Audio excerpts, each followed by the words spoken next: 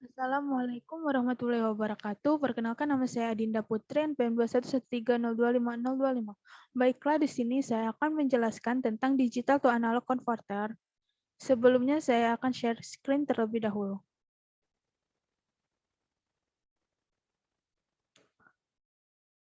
Ini materi yang saya akan jelaskan. Nah, yang pertama itu adalah pengertian digital to analog atau DAC. Digital to analog converter adalah sebuah rangkaian yang digunakan untuk mengubah sinyal digital yang berbentuk biner 0 dan 1 menjadi sinyal analog yang kontinu atau arus atau tegangan.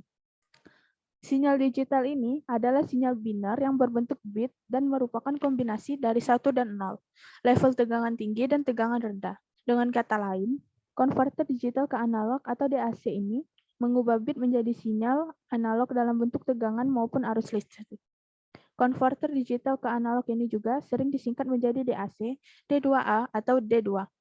Sinyal yang diubah menjadi bentuk analog biasanya digunakan untuk menggerak motor, diafragma speaker, pengendali suhu, dan lain sebagainya pada suatu rangkaian atau perangkat elektronika.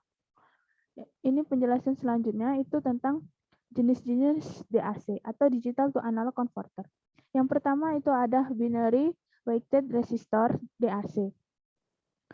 Binary weighted DAC, suatu rangkaian binary weighted DAC dapat disusun dari beberapa resistor dan operational amplifier dan yang diset sebagai penguat. Yang kedua itu adalah binary ladder or R sampai 2R, ladder DAC.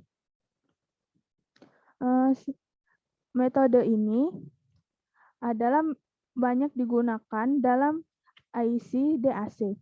Dalam rangkaian R2R ladder hanya dua nilai resistor yang diperlukan yang bisa digunakan untuk IC DAC dengan resolusi 8, 10, atau 12 bit. Yang ketiga itu adalah segmen DAC. Segmen DAC ini adalah blok DAC tersegmentasi mengubah sinyal digital besar menjadi output analog dengan membaginya menjadi beberapa DAC yang lebih kecil. Blok DAC tersegmentasi mendukung hingga 5 DAC tersegmentasi bobot biner. Yang terakhir ini adalah delta sigma DAC. Sigma delta DAC ini secara umum dapat dianggap sebagai proses konversi AD dalam urutan terbalik, di mana semua fungsi dasar filter digital dan modulator sigma delta yang dibahas sebelumnya adalah sama. DAC sigma delta pada dasarnya menawarkan keuntungan yang sama dengan ADC sigma delta karena rasio oversampling yang besar.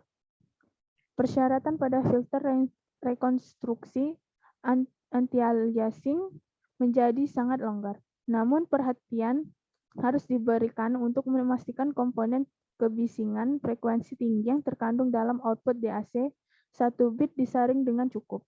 Jika filter order yang lebih tinggi diperlukan untuk mengurangi noise ini, maka beberapa keuntungan dari arsitektur DAC sigma delta akan hilang. Yang selanjutnya itu adalah cara kerja. Cara kerja pada gambar ini tertulis. Yang pertama itu adalah sinyal digital. Sinyal digital adalah sinyal biner yang berbentuk bit dan merupakan kombinasi dari 1 dan 0, level tegangan tinggi dan tegangan rendah. Dengan kata lain, konverter digital ke analog atau DAC ini mengubah bit menjadi sinyal analog dalam bentuk tegangan ataupun arus listrik. Yang kedua, itu adalah konverter digital ke analog. Jika sering disebut menjadi DAC, D2A atau D2, sinyal yang diubah menjadi bentuk analog biasanya digunakan untuk menggerak.